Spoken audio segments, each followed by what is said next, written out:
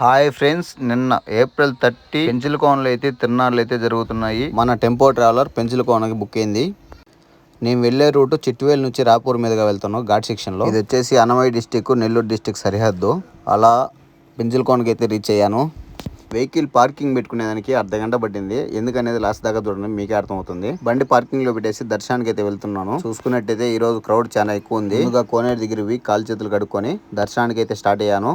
పెంచిలకోనలో శ్రీ లక్ష్మీ నరసింహస్వామి తిరునాళ్ళు అయితే జరుగుతున్నాయి. అందుకే జనాభా ఎక్కువ ఉండడంతో పార్కింగ్ అయితే అర్ధగంట పట్టింది దొరికేదానికి. నేను వచ్చిన టైంలోనే బయట ఊరేగింపు అయితే చేస్తా ఉన్నారు. అది చూసుకుని దర్శనానికి అయితే స్టార్ట్ అయ్యాను. దర్శనం అయితే సుమారు ఒక హాఫ్ అవర్ పైన పట్టింది. చూసుకున్నట్టయితే జనాభా చాలా ఎక్కువ ఉన్నారు.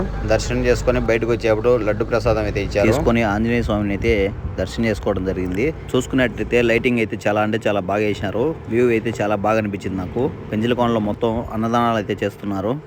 ఓకే, బాయ్ ఫ్రెండ్స్, నెక్స్ట్ వీడియోతో కలుద్దాం.